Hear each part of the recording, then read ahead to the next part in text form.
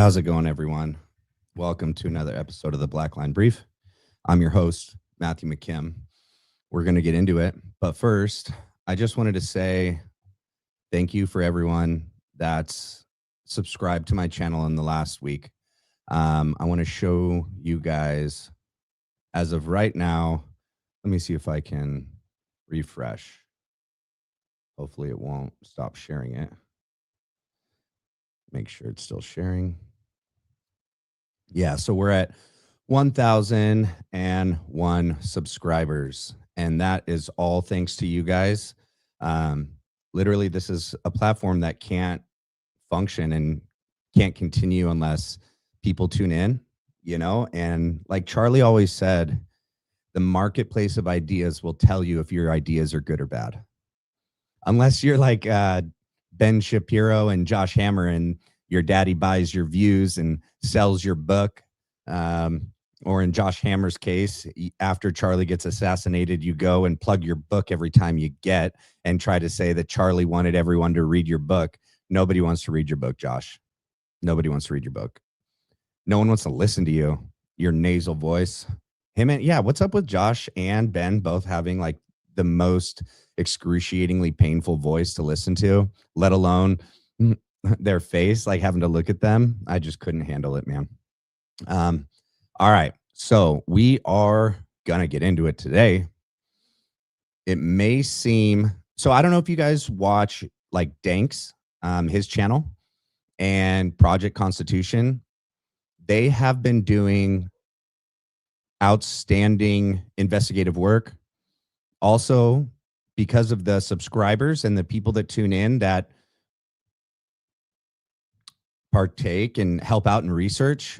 Some lady emailed him some sort of long, like a 7-page long document. Excuse me, I'm sorry. And putting together a bigger picture of why Charlie Kirk was assassinated and the timing of it. And yeah, I think it fits. And here, let me show you guys this. So this is... all right, so this is Dank's channel, okay, and this is Project Constitution. Go over to their channel, please, and like and subscribe to them. We have to help each other out in this investigation and keeping it alive and not giving up. So I'm not going to play any. They had like a 3-4 hour long. I watched the whole thing as I was doing everything today, researching, and then, stuff around the house. Super informative. And it is what is led me to what I'm going to cover today. So let's get into it. Where to start? Let's see. Yeah, we'll share this. Let me make sure. I got to go back and forth and make sure I'm sharing. All right. So this is the Show Faith by Works FARA filing. Okay. Let me go back to the top. All right. So just bear with me for a second. It's a very big document. And once we get to the top, you'll know why I want to get to the top. All right. Almost there. Here we go. Let me make sure we're on the right page. Yes, we are. Let me make sure you guys can hear me real quick.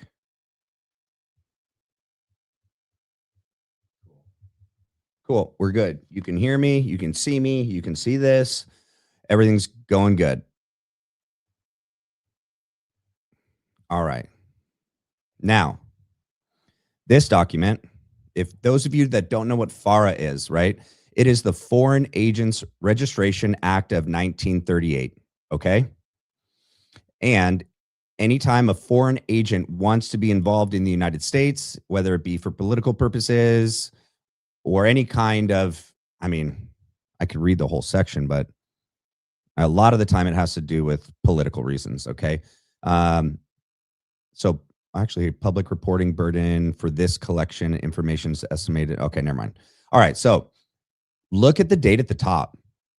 The date this was received, okay, at the U.S. Department of Justice in D.C. was 9/27/25. That is actually very important. Think about it. BB calls BB calls Charlie Kirk when he's in the Hamptons. He offers to take TPUSA to the next level. Oh, first, for all of you, I don't know, feds or, the moderators that may be watching this channel, everything I'm about to say is my opinion. I'm not stating it's fact. It's alleged, but it is convincing. I'll say that. All right. So allegedly, I mean, this actually says it is right here, but when I start to imply or allege what I think it means, all right, allegedly. So 9/27/2025. This is 17 days after Charlie Kirk gets assassinated. Okay. So BB calls Charlie Kirk, offers to take TPUSA to the next level and infuse a ridiculous amount of money, upwards of $150 million. Charlie Kirk says no. Here's what I think it meant. BB wanted Charlie Kirk to allow BB and the Foreign Ministry of Affairs of Israel this whole FARA filing. It's all directed at Christian churches, Christian colleges, and now it is TPUS. They're using it through TPUSA.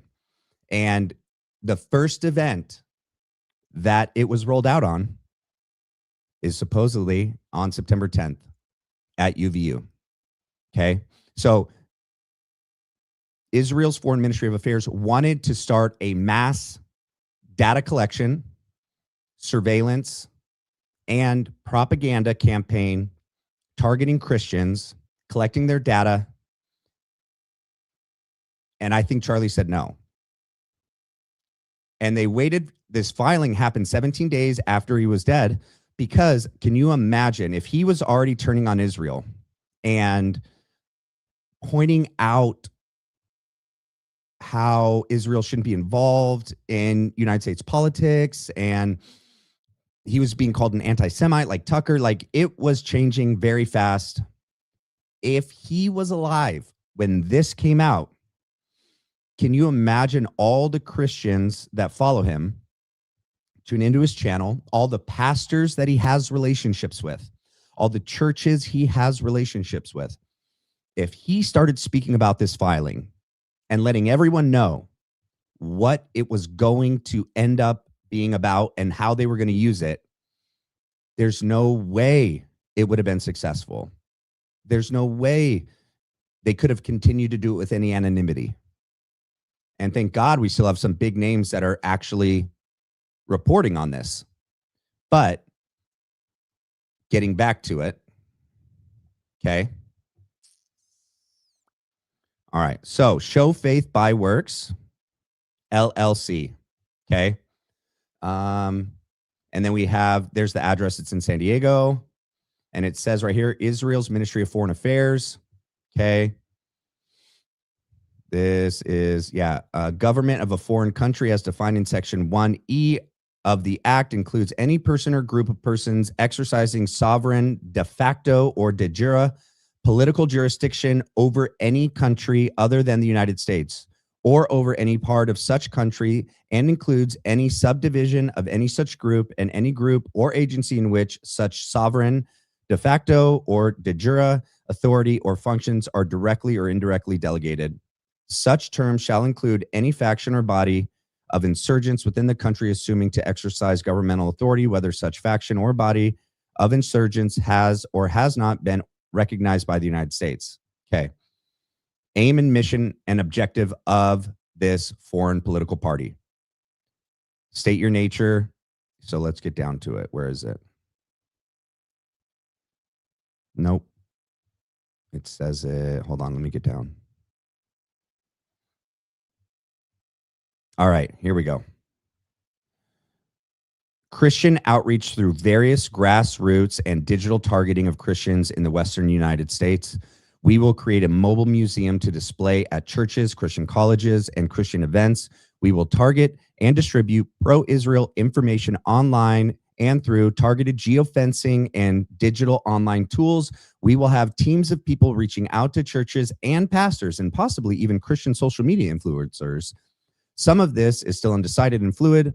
And so I know I already did like one on this, but one of the times it was just me talking. I wasn't able to share the document. And then another time it was too small and you guys couldn't see it. And I'm not going to read the whole document. Okay. But I just want everyone to know what it's about. Christian outreach through various grassroots. I already read that. Why is it like duplicated? Wait, is that the same? Pro-Israel. Yeah. Okay. Let's see. Encouraging Christians to have more favorable view of the nation of Israel and encourage Christians to visit Israel for tourism purposes. What I really want to show you guys, I mean, there's a lot of money. It's over $325 million. Sorry, that says 325,000, but it's actually 3 million. It's 3 million and change. It's down here. It's a lot of money, guys. Yeah, 3,258,961. But let's go down because I already went over this, right? There's going to be a 10/7 mobile trailer. But when I get down to here, this is really what I want you guys to see. Okay. And you guys can look this up. It's online. You can look up the FAR filing. Just type in Show Faith by Works FAR filing because there is a list of all the and dude, they have all the demographic and information of all the churches, church goer estimates, estimated campus population, number of Christian colleges, man, California, Nevada, Arizona, Colorado, and I know Texas is in there too. That's not just all of them. So here is at the page, what page is this? Page 34 is where the list starts. All right. And it's big. So we got Arizona, Colorado, Nevada, Texas. There's a lot in here in Texas. Texas needs to wake up. Texas has a lot. Then there is Utah, Wyoming, California, a lot in California. And in fact, what's really interesting is the two churches I grew up going to in Vista, California. Well, Calvary Chapel Vista is right there, but I think it's down further. Let me see. And I'll tell you which one. Yeah, it's right here. Where did you go? All right, maybe it's further down. Harvest Christian Fellowship. That was the first tour stop on the Make Heaven Crowded event. That's on here. All the Calvary Chapel churches are in here. Okay. Yeah. Rob McCoy's is in here, and so is Jack Hibbs. They're all in here. All right. So here's my church that I grew up going to, North Coast Church. That is Chris Brown and, oh my God, what's the old guy's name? I forget his name. It's been a long time. And then North Coast Calvary Chapel in Carlsbad. They're both in here. And that kind of really disappoints me. I mean, the pastors would have had to agree to this. Okay. They're getting pastor resource packages. Okay. I recommend everyone go look at this. And if your church is in here, you should go talk to your pastor because they're going to be sending you pro-Israel propaganda messaging. And the first event this was laid out on was September 10th. And then the next event was the memorial. 277,000 people, unsuspecting citizens, when they entered that event and were in the overflow lot and the other indoor arena next door. That's how Andrew Colvett and all of them could spout off that number, talking about what a success it was. And if you were there, your phone is now entered into this, and all your data is being sent to them. You're being sent pro-Israel, anti-Hamas propaganda. And anytime you use your search terms, any of your social media key terms are going to reroute you back to pro-Israel websites. It's insane. And then there's all of these other it tells you the denominations, like if the church itself wasn't listed on that list. These are all the denominations of the churches that are also being targeted, all the Christian colleges that are being targeted. Yep. And I mean, what Danks even said is a lot of high schools, your kids' phones are taking part in this too. And their data is being sent back to Superfeed. That's Jake Hoffman. So all these people are connected, right? So allegedly, we have Project Eagle. We have Rally Forge, Superfeed, Lori Francevy. She has pivotal patents like the 616110 we'll go over. Jake Hoffman, Phil Lyman, Palantir, UVU, Utah, JD Vance, TPUSA, they're all connected to this, guys.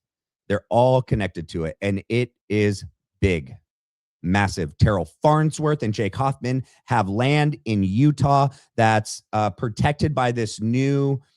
I'll get there in a second. I mean, there's a lot to go over today. This is gonna be deep. Okay, I'm not gonna go through hours like Danks and Project Constitution. Okay, I'm gonna focus on some other things. They did great. Go to their channel, watch their live from today. Super informative. Okay. And what I do is I put on my headphones and I play and listen to it. And I like just do my stuff around the house that I got to do and just listen to it. Okay. We should find out you guys should find out who Chad J. Schnitger is. Okay. He's the contact person. Here's the name. It's all the information is on this document, right?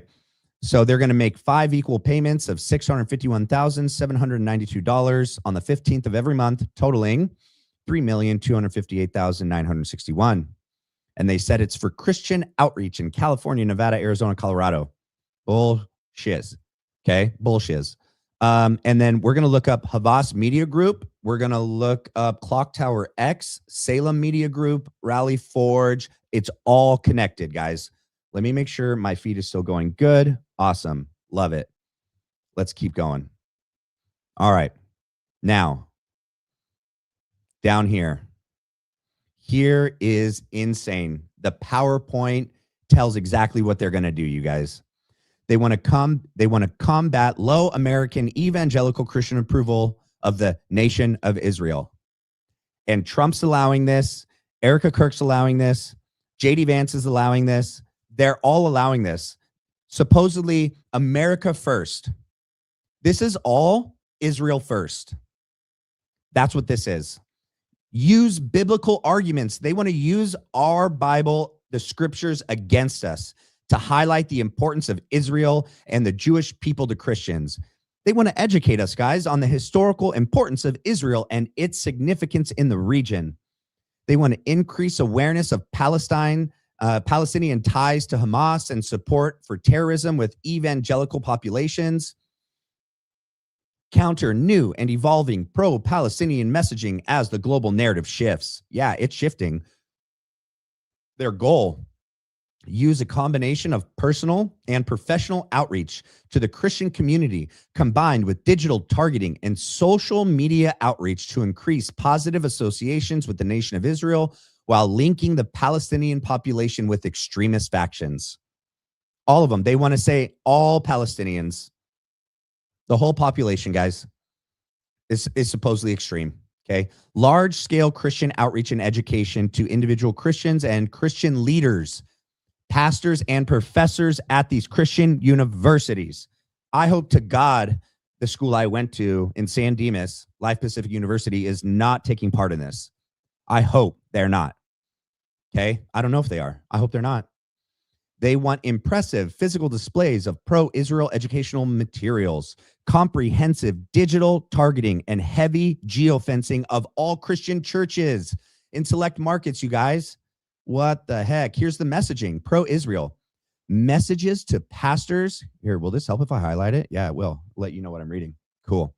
Messages to pastors and Christians about Israel, its history and its people, its biblical significance, its place in the Christian New Testament, and more. They're going to teach us about the New Testament. They don't believe in the New Testament, guys, but they're going to teach us about it, okay?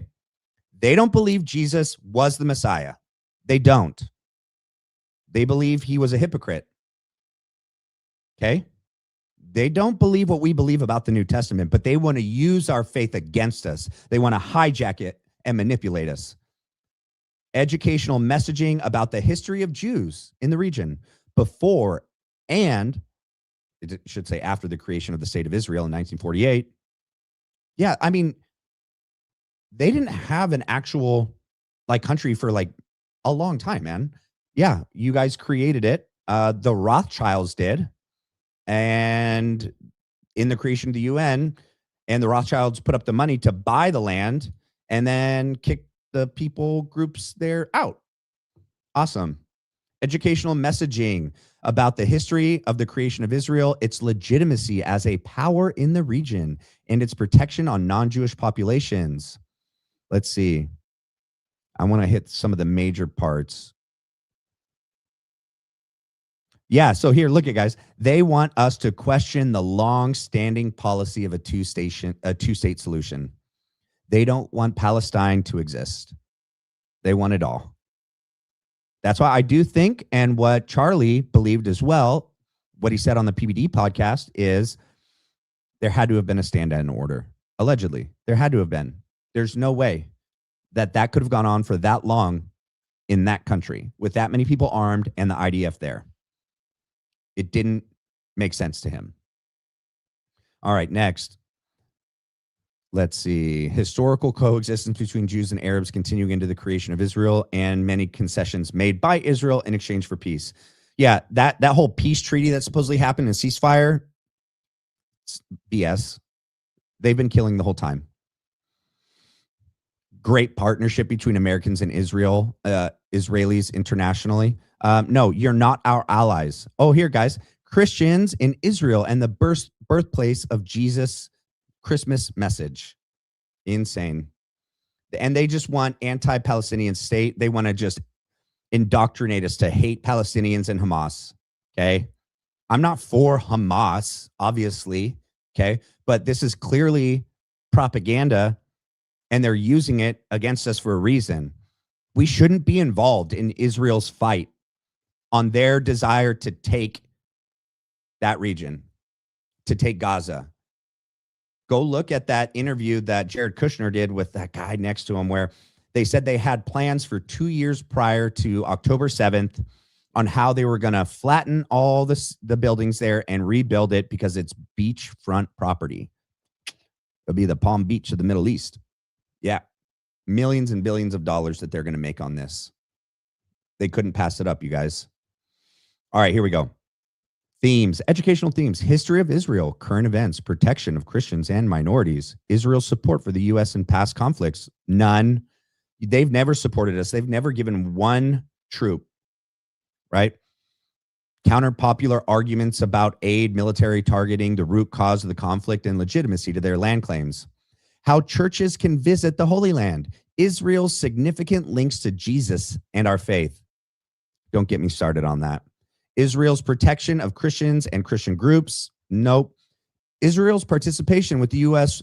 in the war on terror. Nothing. You did not help. Not like the UK and Australia and all the other countries that were part of the UN that gave troops that died there. You didn't give any. You're not our ally. We have no formal agreement with you. Okay. Jewish Americans' participation in the U.S. Armed Services. Get out of here, man. If they're an American citizen, yeah, dude, they should, if they decide to join a military, join the United States military, not the IDF. Yeah, 100%. They want to hire Christian staff, you guys, in high density Christian areas like Arizona, Nevada, California, Denver, Colorado. They want a physical staff present at Christian colleges, Christian seminaries, churches, and more. They're going to send out pastoral resource packages with pro-Israel support and educational materials sent to every church in these regions. They want to build and deploy top-of-the-line, mobile, pro-Israel display with October 7th themes to be set up at Christian events. That's going to be a virtual reality headset where we can put it on and be a victim on 10/7 and relive that experience. That's freaking disgusting. That's disgusting. Pastoral messages to Christian leaders by Christian leaders. Yeah, 3 to 5 minutes. I mean, they want to indoctrinate our pastors, you guys. And if your pastors are on that list, if your church is on that list and your pastors partaking in this, you guys should go talk to him about it. Okay?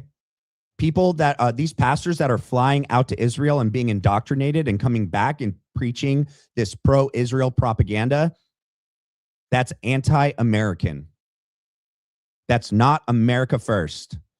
And you should not stand for it at any of your churches. Okay? They want us all to travel to Israel and be indoctrinated. Christian colleges and activities. If your kids go to seminaries, wait.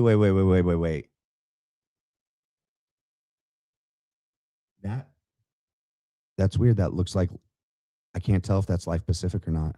Or is that Azusa Pacific or Biola? I'll have to look back at that video.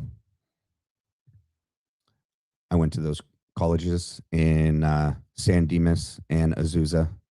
That's interesting. I'll have to look back at that. That's the coloring. I don't know. All right.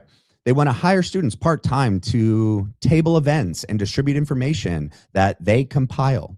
They want to deploy the mobile 10-7 trailer at Christian University events. That is disgusting, you guys. They want your kids to experience the atrocities that they allowed to happen on 10-7. Okay, you guys need to warn your kids. They want a merch handout. Connect with professors about education opportunities. This is unreal. A foreign government wants to infiltrate our faith in our country and brainwash us to their beliefs. Oh, they want a Christian podcast hosted by prominent Christian leaders. Unreal. And they want to pay Christian social media influencers. Be aware. If you're seeing Christian podcast and social media influencers coming out about pro-Israel messaging, popular Christian social media influencers, counter current pro-Palestine propaganda with response videos, you need to question them and not support them at all. You guys, this is the largest geofencing and Christian targeting campaign in U.S. history. Holy smokes. Geofence and digitally target Christians who attend any U.S. megachurch in our target markets and beyond. Use digital tools. Here, can I highlight it? Use digital tools to identify and show pro-Israel, anti-Palestine messaging to U.S. Christians and Catholics in English and Spanish. They want to use digital targeting and redirect. Oh, that's not letting me. I'll just read it. Use digital targeting to redirect Christians to websites where pro-Israeli media can be found and forwarded. The website will compile pro-Israel pastoral resources, social media posts, and earned and bought media. Wow. Is that really Compassion is going to give the trailer to them? Or is that just an example? They just use Compassion International as their picture? But that's it's saying it's the 10-7 experience. It's going to be a mobile trailer set up to visit Christian colleges, churches, events, highlights some of the atrocities on 10-7, shows footage of IDF explaining the difficulty of fighting bad guys in hostile territory with civilians, can use existing media from the darkness to light museum, VR headset, set pieces, full-length TVs for interactive experience. That is so disgusting. They want an interactive experience. So disgusting. Book different churches each Sunday, different colleges each weekday. This is Harvest Christian Fellowship. This is Greg Laurie, guys. Well, this is the Harvest event in Angel Stadium, October 3rd. Oh, that means they did it there too? Holy smokes. Hey, if anyone went to this, you guys should put something in the chat. Travel team will attend, table, and potentially offer to bring the 10-7 experience to major Christian events. Harvest Festival, Anaheim. Annual Southern Baptist Convention meetings nationwide and statewide. G3 Conference, International Christian Media Conference. Holy smokes, they even did it during Christmas. December for the Christian church is entirely about Christmas. Suggest targeted messaging changes for digital megachurches in December. Israel protects Christians like no other nation in the Middle East. That's such a lie. Israel is the birthplace of Jesus. I mean, yeah, it is. Come see Bethlehem. Here's Havas Media Group. Okay. It's in Frankfurt, Germany. Greystone HR Processing, Grassroots. All right. I think, what else we got? All right. And this is the region. So even Idaho's on here. So it's this whole region. Wow. Montana, Idaho, Oregon, Washington, California, Nevada, Utah, Arizona, New Mexico, Colorado. Wow. Has 40 million residents and roughly 18 million estimated church-going Christians. Arizona's two largest regions, Phoenix, Tucson South, and Flagstaff North. You guys, this is disgusting. What does that say? Oh, okay. Wow. All right. Yeah, here's their social media and their celebrities they're going to employ as well. And actors, possible Christian celebrity spokespeople: Chris Pratt, John Voight, Tim Tebow, Stephen Curry, Clayton Kershaw, Mark Driscoll, Rick Warren, Greg Laurie. Of course, Greg Laurie. Look at his is in bold. And other big name pastors, young female Christian college athletes. Unreal. Look at this. The 10-7 experience, you guys. Oh my goodness. I can't believe they want to do that. All right. And then college activities and harvest. All right. We're going to move on. So let's look at, so that list I showed you guys, where's the Make Heaven Crowded? Okay. I'm going to share this. Let me make sure I'm sharing it. Awesome. So this Make Heaven Crowded, we need to look at all of these events coming up. Okay. All of these coming up. And if they are going to your area, what's being planned, okay, based on what Danks and Project Constitution talked about today is like what happened at UVU. Okay, let me do this. What happened at UVU, the drones that were flying that day were collecting data. And, okay, let's look at this. Watch this. Where did it go? Give me a second. I'm going to share this. So I looked up some patents. Okay. Lori Franzwe has a lot of military patents. Okay. This one's interesting. Okay. This one came up when I looked up other ones that she had. A method of apparatus for analyzing thoughts, perceptions, knowledge, feelings, etc. of an individual. Okay. And so, and then we're going to go to this one. These all are tied together. And then Lori Franzwe is listed on this one. A method and apparatus for a computer-aided assessment of organizational process or system. So I'm not going to read this thing because it's just freaking BS jargon, but it's there. Everything's here. You guys can look it up. It's patent 6161101. And what they're going to be doing, okay, what they started to do on September 10th, what they did at the Harvest Christian Fellowship, Harvest event, the Make Heaven Crowded events, and that's why I showed you the tour destination list. What they did at AmFest, what they did at the Memorial, is they're collecting data on everyone. And the drones that are flying over are collecting facial recognition software, body language, and all of it is being sent back to them and then through Superfeed, allegedly. Okay. And it is going to be the largest data collection ever in history and mass surveillance that's going to be rolled out by 2028. And I think that was maybe what Erica was talking about when she was like, we have plans for 2030. If you guys remember, like Agenda 2030, and she kept saying like, you know, Charlie had plans for 2030, 2025, 2028. It's in the works. It's already started. They're collecting data on us Christians on all these events and on Sundays.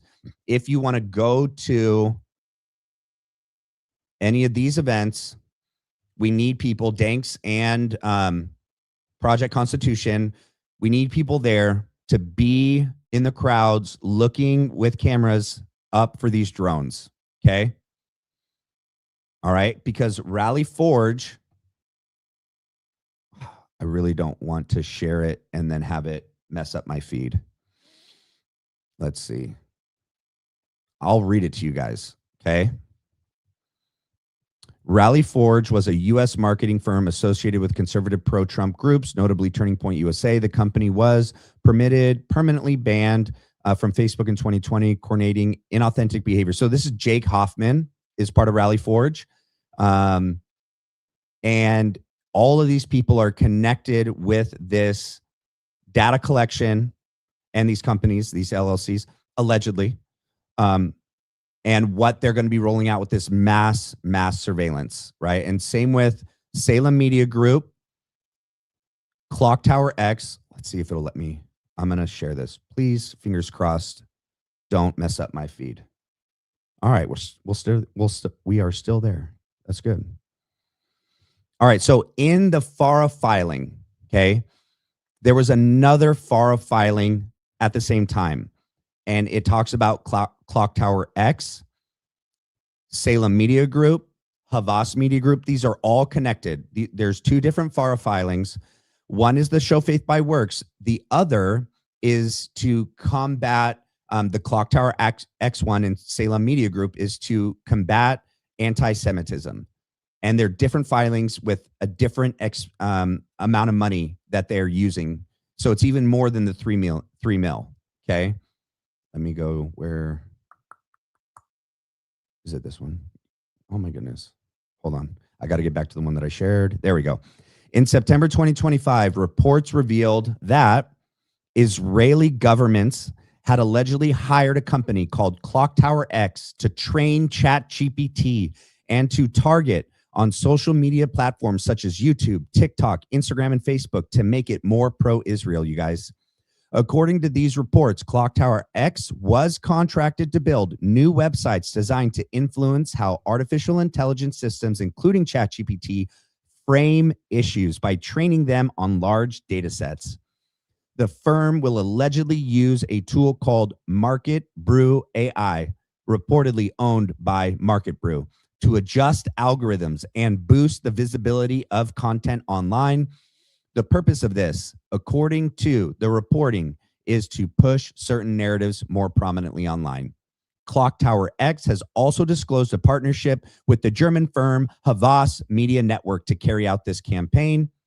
The New Arab reached out to Brad Parscale, the owner of Clock Tower X, and he's the one that is on the Clock Tower X FARA filing for the combating anti-Semitism, but received no response. In October, the Resource Center contacted OpenAI, Market Brew, TikTok, BetaDance, Alphabet, Meta, and Havas Media Group Network, requesting comment on the allegation that AI tools were going to be used to target social media content to be more pro-Israel. The Resource Center also asked the companies what specific measures they have in place to prevent content from being manipulated by AI. They didn't. So TikTok was the only company that responded. Its response is provided in full below.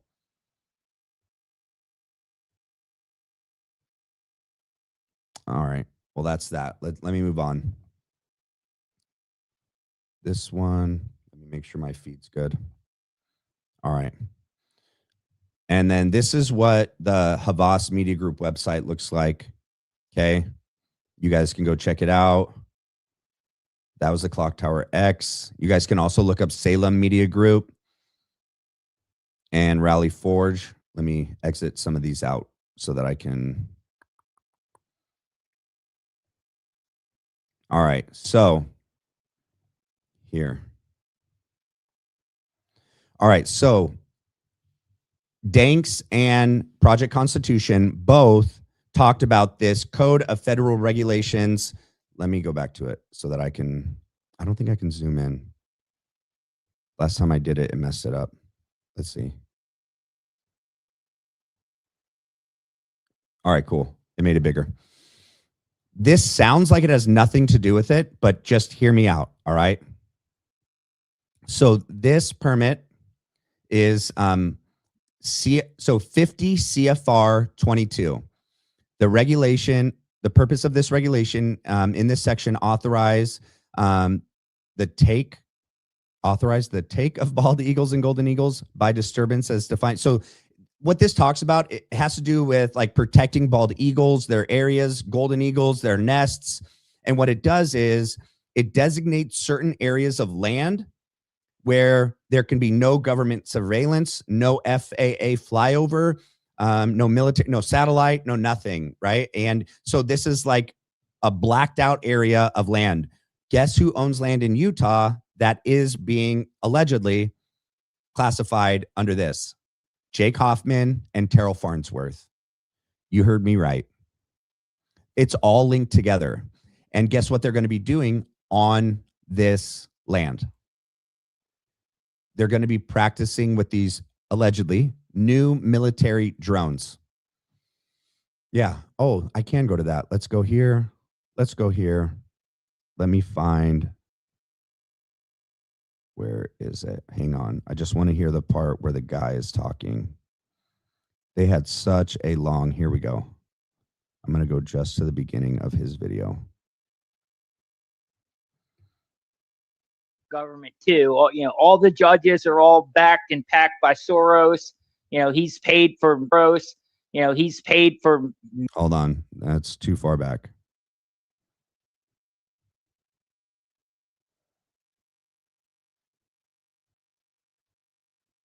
Here we go.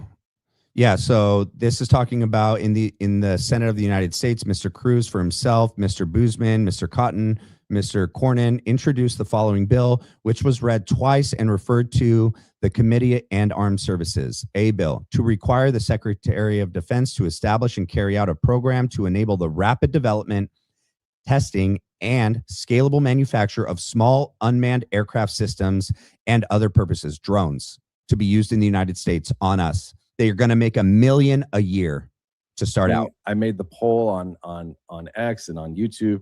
I said, hey, look, I found some stuff on Cruz, Ted Cruz of Texas. He introduced this following bill, which was read twice and referred to the Committee on Armed Services. And it requires the Secretary of Defense to establish these unmanned aircraft testing facilities. And it's called the Sky Foundry Act of 2025. All right. And I'm going to actually play a video that explains this, but the government-owned innovation facility for the development of small unmanned aircraft systems operated by the U.S. Army Materiel Command in coordination with U.S. Futures Command and serves as the research, development, and testing hub, integrating lessons learned from global conflicts to rapidly evolve United States small unmanned aircraft systems designs. And then they go through how all of the bill works. I'll put this in the chat so you can all check it out if you want. Please head over to their channel as well. Not right now, later. And you can watch parts of it, but I'm going to show you what's really pertinent to what I'm talking about. The land that got classified under that bill, 50 CFR 22, which is going to be protected by that bald eagle, golden eagle. What is it? The CFR, I don't know what it stands for, what the CFR stands for. Code of Federal Regulations, okay? Their land, Terrell Farnsworth and Jake Hoffman's land, is where they're going to be allegedly testing these drones, where no one can watch. And those are the drones that some of them were over allegedly at the UVU. Those were the drones that we saw, and military aircraft were flying over that day, okay? That's when allegedly this began. That's the Congress bill. So this is in Congress. And I have a video here that I'm going to play that shows exactly explaining what this is, okay? I do now want to make a total left turn here and talk about some legislation that you introduced that has to do with upping drone production in this country. It's called the Sky Foundry Act. Talk to us about it. Well, look, we've got a couple problems when it comes to our national defense. And number one, we only make about 50,000 drones a year when our adversaries are going to make north of 25 million drones this year at a far lesser cost, by the way. That costs us to produce those 50,000, which is just nonsensical. We're learning incredible lessons from the battlefield in Ukraine, what Israel is having happen in their own backyard. And we're seeing what's happening down in South America and Mexico with cartels and narco terrorists. And we've got to be very, very intentional about building a domestic production capacity for small drones. And we have to decouple that production that supply chain from China completely. If we do those two things, we put America on a path to actually having a very, very strong and robust defense when it comes to this new category of drones. And Sky Foundry seeks to do just that by producing the first 1 million drones at a rate of 1 million a year in this country. We're going to do that through a 1 million a year. Unique set of public-private partnerships, do business in ways that has never actually been done before between the government and the private sector. And I think both sides are really going to benefit from it. The American taxpayer is absolutely going to benefit from it because we're going to be able to drive costs through the floor and drive flexibility through the roof. That's the name of the game in drones, where the technology is changing so quickly. I'm really, really excited about this program, if you can't tell. I can tell. And I have a few questions about it because I find it fascinating. A, would it be one factory, one plant in this country? Where would that be at? Would there be, a different, how would you pick which city it would be in?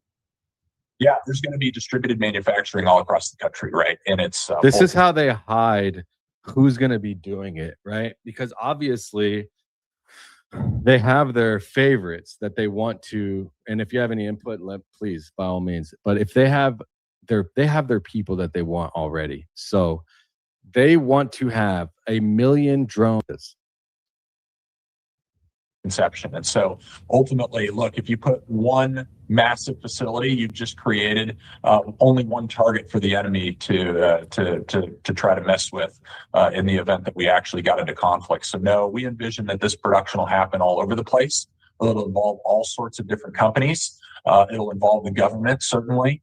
And I think it's going to be a really unique structure of how we can take the concept of the organic industrial base, which has always been a fixture and a pillar of how we produce for wartime, but actually make it much more efficient by infusing the private sector in a way that's never been done before, where you're going to array dozens and dozens and dozens of private sector companies against some government assets in a way, again, that's just never been done. I'm super excited about it. I think we're going to reduce the risk for the private sector. We're going to increase flexibility for both government and the private sector, and we're going to develop a new pathway to pay government contractors, which is actually through intellectual property royalties. And so everybody's really excited about this construct. I think it's going to do great things for the future of American defense, and might possibly just be a model that we could really revolutionize the way that we're operating. Yeah, so I'm not going to play the whole thing, but it's disgusting. And what they're talking about doing, they've only just begun since September 10th. And keep that in mind, that filing, that FAR filing, and same with the other filing by Jake Hoffman and Clock Tower X happened same time, right after Charlie Kirk was assassinated. He would have blown the whistle on all of this. I'm almost certain that this is, if BB was like, hey, I'm going to help take you to the next level, I'll infuse 150 million. Charlie would probably have asked, how? What's your plan to take us to the next level? What do you intend to do? What does that mean exactly? What do you expect from me? What do you want from TPUSA? And if BB explained, and Charlie was like, heck no. Well, we know he said no. BB doesn't strike me as a guy you can say no to. If you were to go look at that documentary I referenced a couple weeks ago or a couple shows ago, the BB Files, it's on Amazon. They're doing depositions, and Miriam Adelson is being deposed, and the police are interrogating her, and they're asking her questions about BB. And she goes, if I tell you, you know he'll kill me. And they're supposedly friends. Yeah.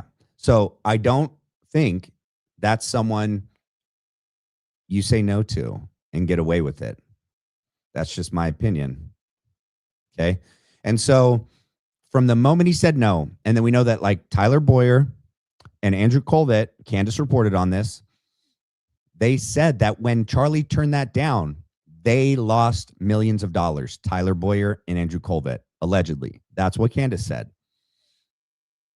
It sounds like for Andrew Colvett to have said that, he was expecting that money.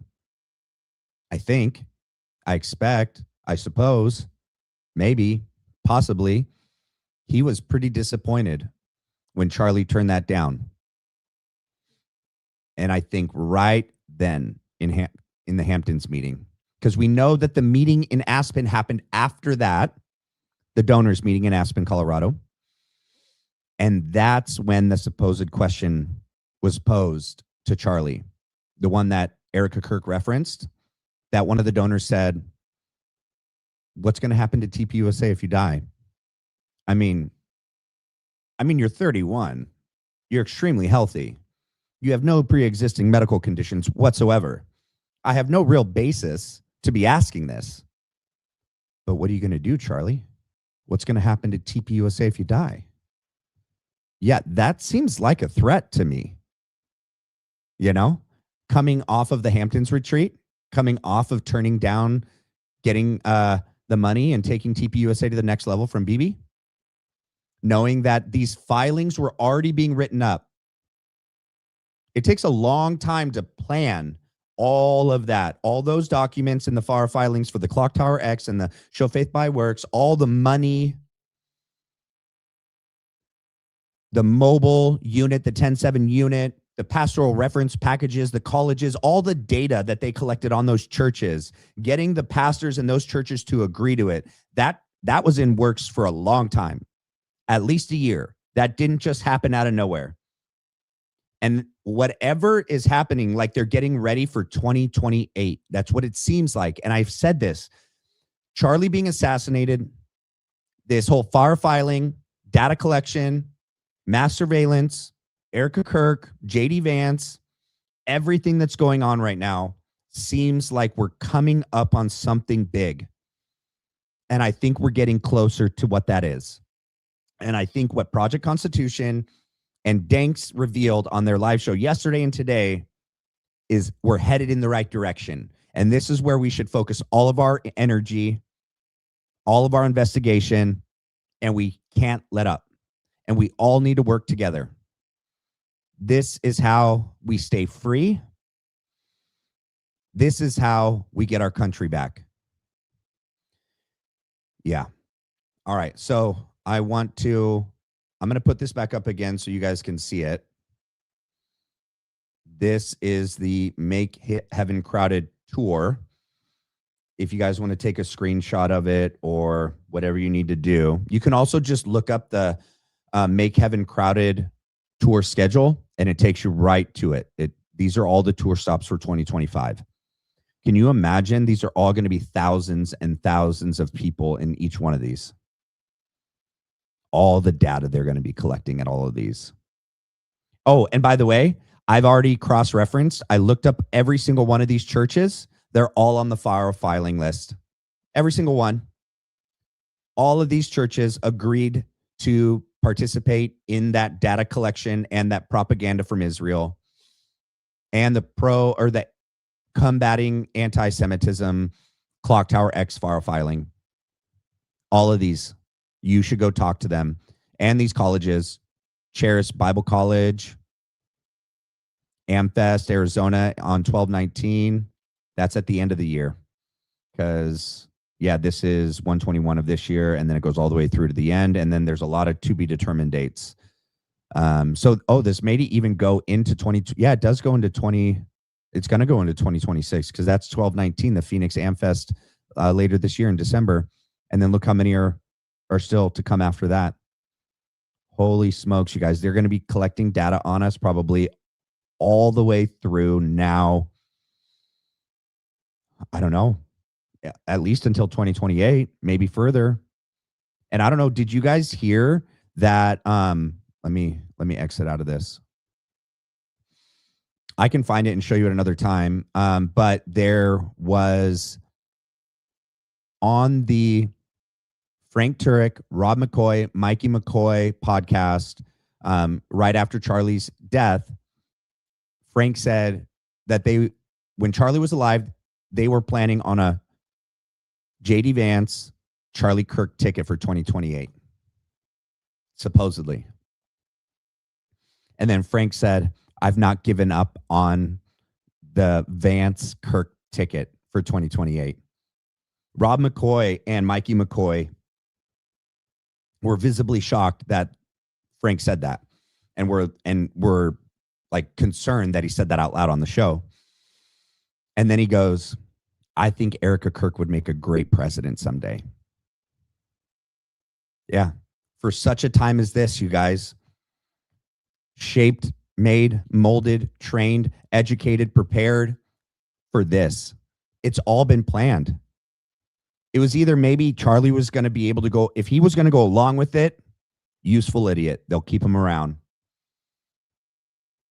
But I think that's why Erica had to marry him, just in case. They had to have someone on the inside. That's as inside as it gets. Your wife, the mother of your kids, and that's who replaces them. That's insane. And those videos that were 5 days, now we know the behavior just doesn't add up with her. Why is it about numbers? Why is it about how much they've earned, how much they've sold, registration, percentages, all of that? Because it all ties back to this file filing. Superfeed. Her mom's on the board of Superfeed. It's all connected. That patent, it all's tied into these drones. Terrell Farnsworth, Jake Hoffman, all of this. Greg Laurie's connected to it. Rob McCoy, Calvary Chapel, allegedly, supposedly, maybe, perhaps. Don't come and get me, Big Gov. We're just spitting ideas, thoughts out here, you know? But it's pretty compelling. Pretty compelling stuff. All right, let's see where we're at now. So I'll share this. Please, please, please. If you're new to the channel, please hit the like. It helps the algorithm so much. Such a small percentage of people that watch videos hit the like. I thank you guys so much for everything to get this channel where it is. I'm looking at doing a collab with another podcaster that reached out to me. Some other people that are doing research with and alongside Project Constitution and Danks have reached out to me. This network, this community is amazing. I'm so blessed, so humbled, and excited to be here. And as long as I can do this, I will do it with you guys. It's exciting. It's fun. I enjoy it. And I want to fight for the truth to be exposed, for all the corrupt people to be held accountable. And we do it together. The Decentralized Intelligence Agency. All of us. All of us. All right. So this I was watching. It's one of his last messages. Okay. This was literally in the weeks before he was assassinated. And I want you to listen to something.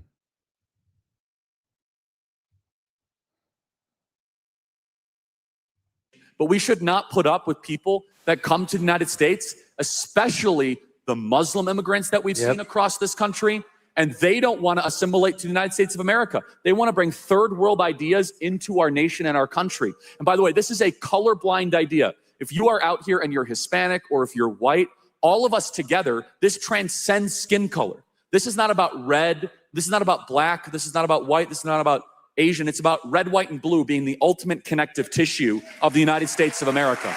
And so, Steve, I know he was talking about it. So if he was already getting threats, Lori Cardoza Moore, that text message, that Christian Zionist, remember he sent out the text to Dan Flood, Frank Turek, and others that he was afraid for his life, that Israel was going to kill him, allegedly. That he had no choice but to leave the pro-Israel cause. He was smart. He wasn't stupid. He was going to speak out when he could. And he's saying things there about one people group, but it applies to Israel too. You can't be America first and Israel first, Ted Cruz, Lindsey Graham, Mike Huckabee, Donald Trump. It's either or. It's not both and. You're either America first or you're Israel first. You have to choose. And it looks like you already have. Did you guys see that it was like during, and Mark Levin was there with Miriam Adelson, and Miriam Adelson was like, you got to do what Bibi did and be the forever president. You got to run for a third term. I'll give you another $250 million. And then she starts getting everyone to chant, third term, third term.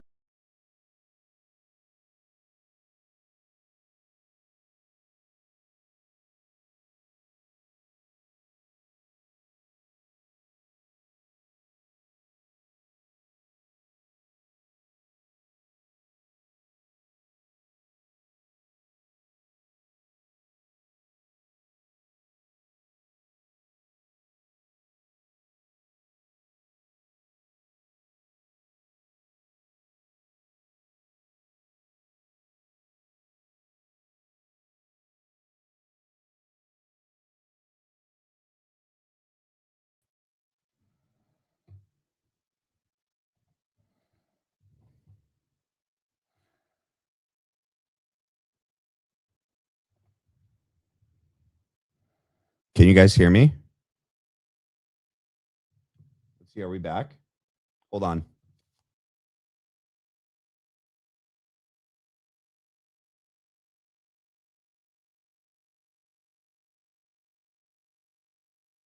What the heck, you guys?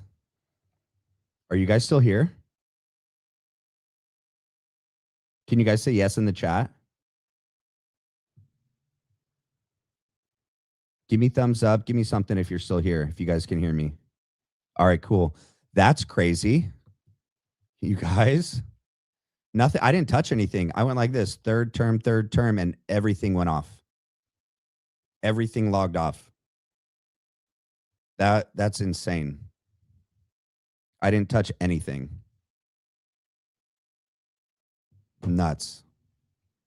Same thing happened to Zach Costello the other day. You should go check out his channel. It's been happening to a lot of people on here. It might have been your comment. What was your comment, Earl's daughter? Say it again. I doubt it was your comment. I mean, if it's appropriate, say it again. I can't log back up. Or wait.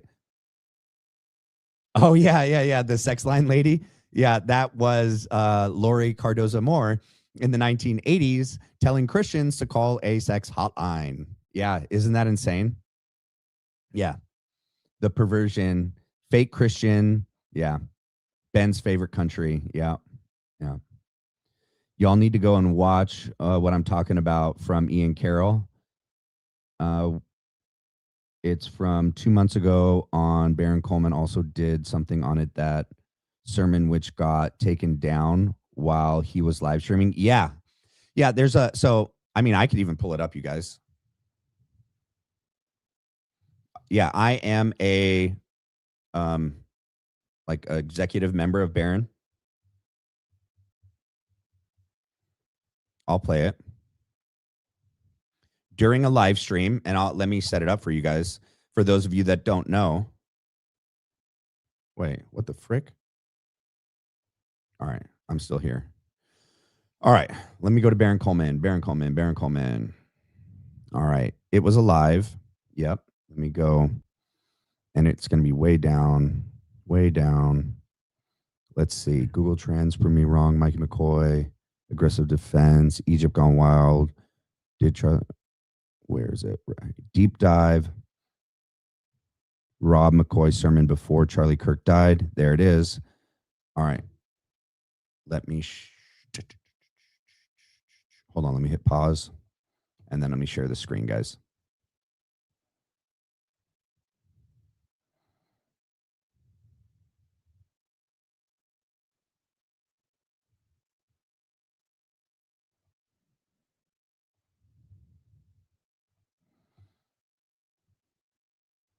All right. And I might have to find where it actually happened. Let's see. Let me fast forward.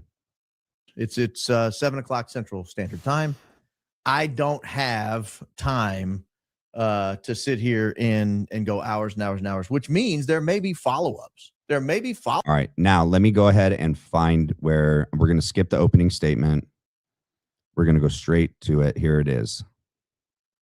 Here it is. Why this is taking place in a California Christian church, I will never understand, but here we go. Oh, I gotta share the screen. It'll do no value to you for me to begin with. Check out the backdrop. Have you ever seen a backdrop like that at church? It looked, I'm just telling you, it looks like he is in heaven itself. Glory, hallelujah. He is speaking from the clouds. A lot of Protestant sermons are between 30 and 60 minutes.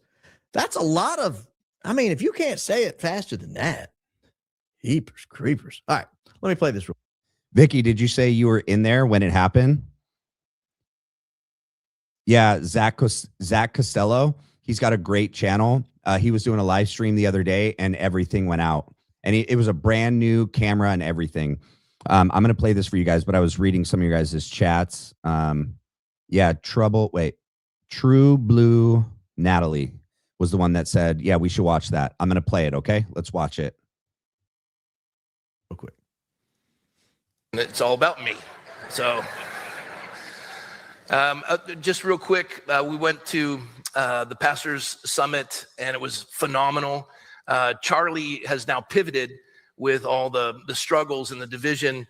Sorry, I was exiting out of those other tabs. My bad, guys. Won't happen again.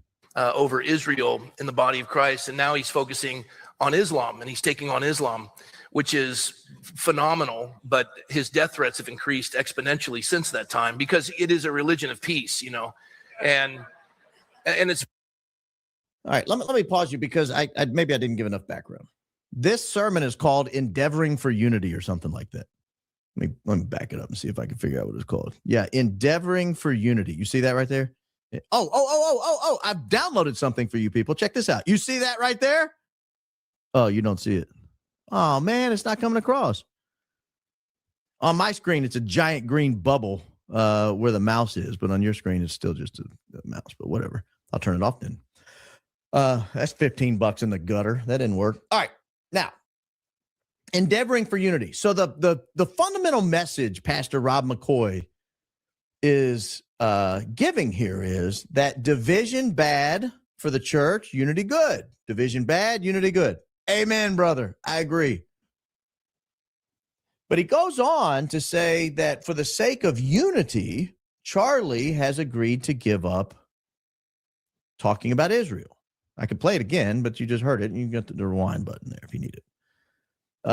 He's agreed to give up talking about Israel for the sake of unity. Now, let me fast forward just a hair. This is going to be a little longer clip than the one I just played, but this really, I think, sets the tone for what's coming. And again, I don't want to give you my conclusion now. You probably know my conclusion after that 30-second clip.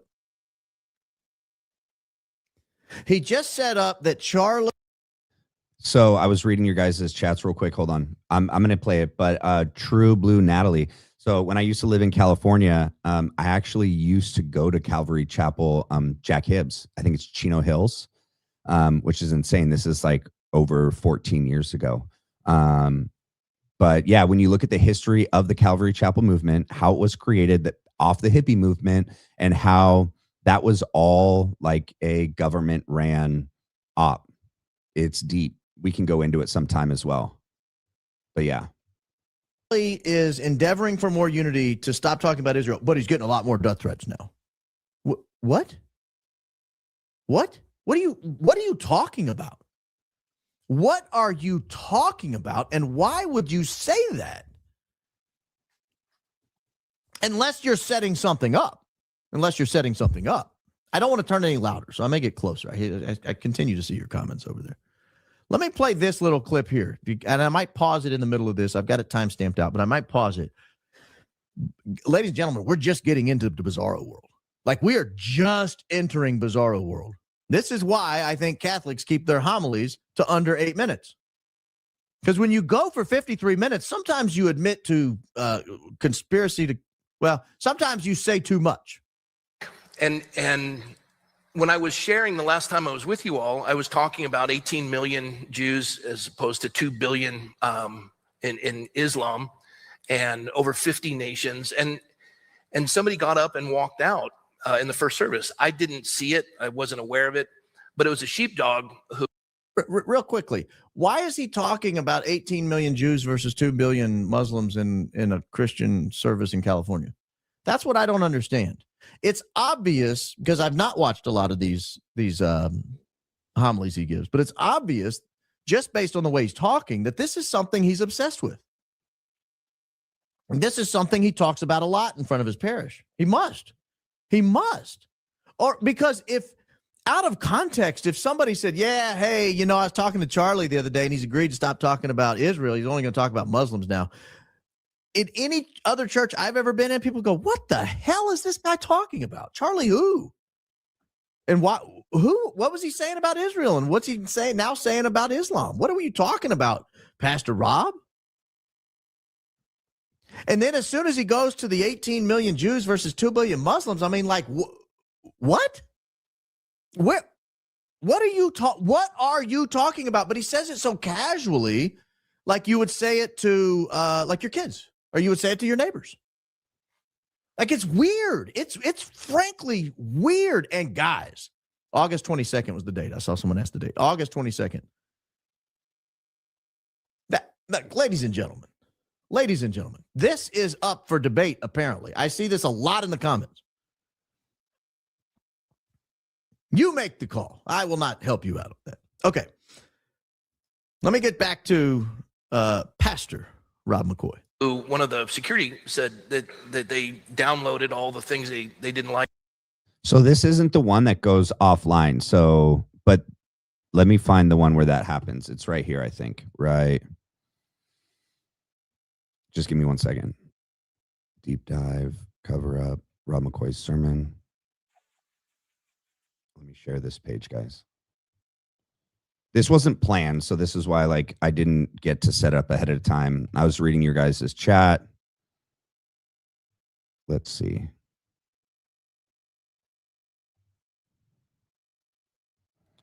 Here we go. Let me see. And then hold on, let me just make sure this is the right one. Yeah, there it is. All right, cool. Let's do this. And will not be bullied like this, leaving me no choice but to leave the Israeli cause. So I wanted to let you know this sermon that I'm about to play you was before those text messages. And as I play it, I want you to keep that context in mind, because everything Rob McCoy says today is conditioned in many ways on Charlie Kirk not changing his mind from what Rob McCoy says it is. Now, today, Rob McCoy's pastor suit is featuring what looks like Navy garb. Looks like a Navy getup. Looks like he's on a sailor boat. Rob the Sailor Man. But let me get to this real quick, because I think this is an absolutely I'm actually going to critical moment where in the I don't want to play the whole in the video, decision guys. to neutralize. You guys can Charlie go to Kirk. his Again, this was channel to watch this whole thing. I'm going to skip to the part right before it goes down. So right here. have to. All right, let me get back to it for just a second. Here. I really I don't have a ton of the clips I'm going to play tonight from this. I just want to set this up because I have put so much research into the Calvary Chapel phenomenon and Rob McCoy's role in it, and it is wild. It is wild. I'm watching, no kidding, I'm watching sermons of hippies in the 70s with beards and long hair. Honestly, if you go back to the early days of Calvary Chapel, what Rob McCoy wears in the pulpit is pretty tame. Other things, and you saw. Have they pulled the video? No. They did. You are kidding me. Do you see what I see?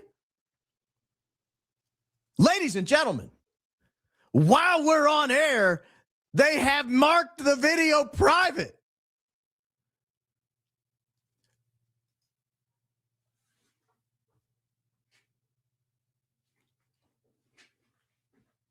The guilty fleeth when no one pursueth. They'll go to any lengths, you guys, and they're all working together. You are kidding me. The guilty fleeth when no one pursueth. This is, without a doubt, the largest admission that I've come across yet in the Charlie Kirk mystery.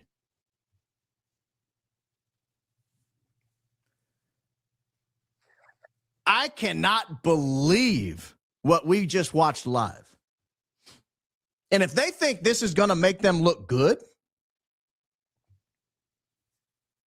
if they think this is going to make them look good, they're out of their mind.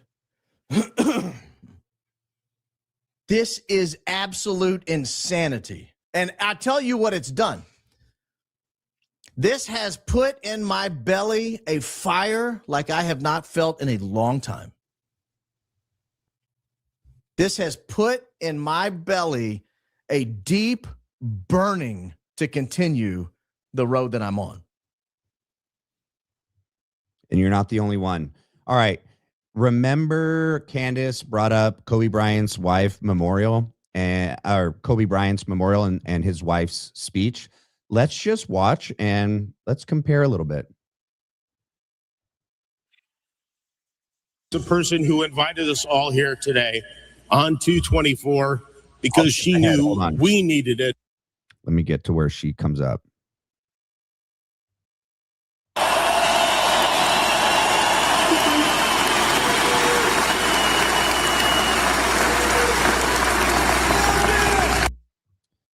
So this is what a real grieving widow looks like, y'all.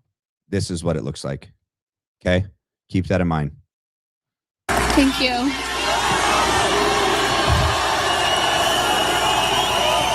Thank you all so much for being here. It means so much to us. Love you too.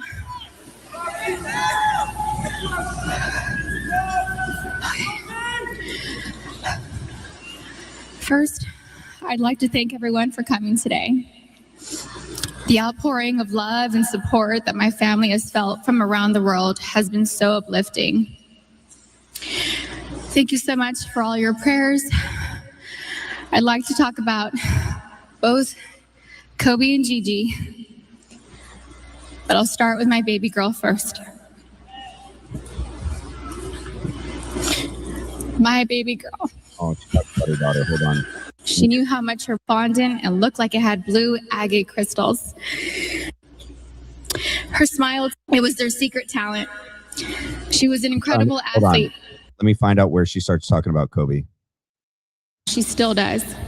Eye-side smile followed with a grin and a burst of laughter. We shared the same cat that ate the canary grin. Gigi go to high school with Natalia. A huge difference. Of the NBA. I'm still so proud of Gianna. She made a difference and was kind to everyone she met. And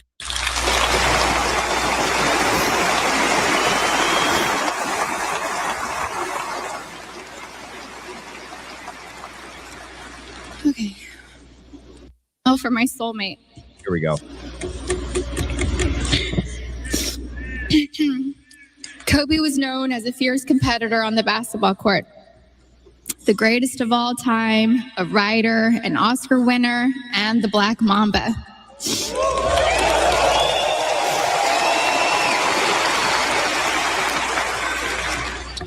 But to me, he was Kobe, my boo-boo, my baby, my papi chulo. I was his Bibi, his Principesa, his Reina, his Queen Mamba, and his...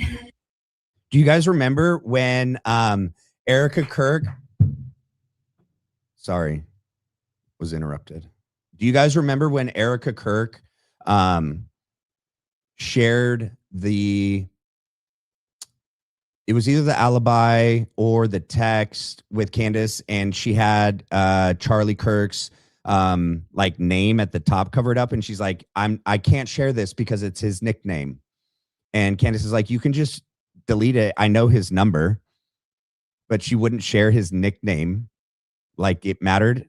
She's up here sharing all the nicknames. Visky, Maniski, Fabuliski. I couldn't see him as a celebrity, nor just an incredible basketball player. He was my sweet husband and the beautiful father of our children. He was mine. He was my everything. Kobe and I have been together since I was 17 and a half years old. I was his first girlfriend, his first love, his wife, his best friend, his confidant, and his protector. He was the most amazing husband. Kobe loved me more than I could ever express or put into words. He was the early bird and I was the night owl. I was fire and he was ice, and vice versa at times. We balanced each other out. He would do anything for me. I have no idea how I deserved a man that loved and wanted me more than Kobe. He was charismatic, a gentleman. He was loving, adoring, and romantic. He was truly the romantic one in our relationship and looked forward to Valentine's Day and our anniversaries every year. He planned special anniversary trips and a special traditional gift for every year of our marriage. He even handmade my most treasured gifts.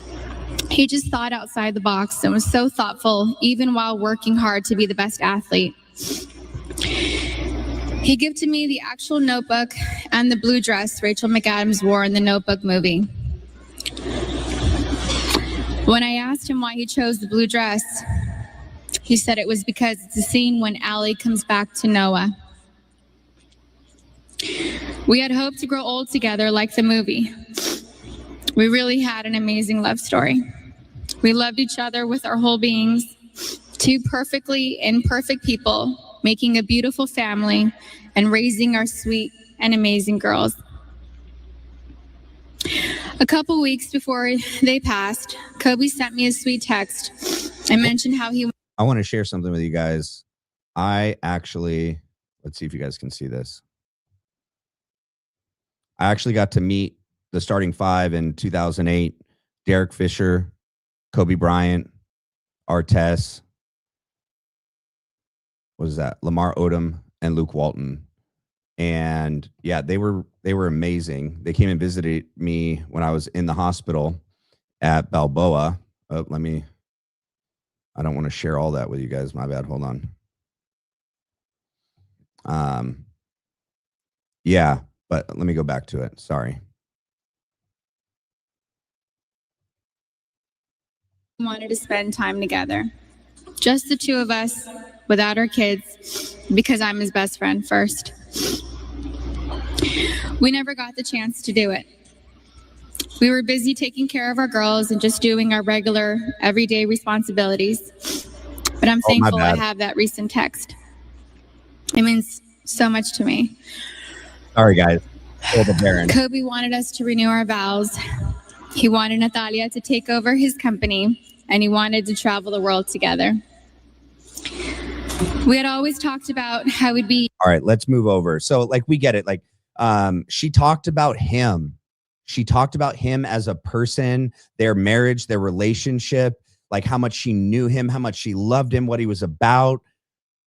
Let's contrast that with what Erica did and talk about TPUSA and what she was going to do, what TPUSA was going to do. Not the same. Not the same at all. And this is 5 days after, right? I told the team, I said, Turning Point USA will continue like my husband always wanted, and it'll be bigger than ever. And we're going to honor him by doing that. We're going to stay humble. We're going to work hard because that's what he would want. And I know this isn't like a one-to-one comparison. It'd be that speech that we went over the other night when she's in the white suit and standing next to his chair. but we already watched that in full. We're not going to watch this thing in full, but I just contrast. This is 5 days after, and just the things she focuses on. And we're going to just make it grow, and we're going to keep our eyes fixed on heaven. And, you know, like even Stacey said, he's going to find ways to speak to us. And he's going to speak to you in different ways. Every person's going to be different, but you'll get little moments where you're like, okay, Charlie, I see you. It might be here on campus. It might be in quiet moments of the night, but he's here and he's more alive than ever. And he is, he's going to guide us. And we just have to remain humble. But again, what I told the team was, I will fight like hell to make sure that all of you have a job here. I don't want anyone to think the job's in jeopardy, because your family, if you choose to leave, that's different. I never will. And I promise you, I will make sure that I never allow a point to where you have to leave because we cannot financially afford you. And that is a promise. I want our family to stay together the best it can. Obviously, circumstances, you know, there's unforeseen things that might pop up here and there that we can't foresee in the future. But for right now, the way things are, I would like to remain if they are status quo. And I think that's the best thing to do. And everything else we can worry about later. But I just want to let you know that you guys are all very loved. I'm very proud of you. And Charlie would be, I think Charlie's just... I'm trying not to say that he's obviously celebrating in heaven amongst so many things, but he's so proud of all of you. And he's so proud of all of you for keeping this mission alive. And all right, he knows that you can do it. That's why I'm sure you guys have watched it. If not, head over Candace's channel and you can watch it in full. I've pretty much covered everything I wanted to cover today regarding the FARA filings, Rally Forge, Superfeed, Lori Franzvi, Jake Hoffman, Terrell Farnsworth, the drones, looking at Project Constitution and Danks's live stream from today, mass data collection, mass surveillance on Christians, Israel's Foreign Ministry of Affairs, Clock Tower X, Salem Media Group, Havas Media Group, and how it's only just beginning. Okay, so I'm going to start. You guys want to throw some statements or some questions up in the chat, and I'll read them off for a bit, and we can, hang out and do that for now. Yeah, so let's see. It says, wait, she's actually talking about her deceased babies and not how to donate and support the NBA. Shocker. I agree. This is so precious. A far cry from Erica's fundraiser campaign, 100%. Poor Charlie. What an amazing memory. Yeah, I agree. And I only showed that photo because, like, when I met, like, Derek Fisher and Kobe Bryant, they were really nice. I was in the Marine Corps at the time, and I was injured. I was at Balboa in San Diego recovering.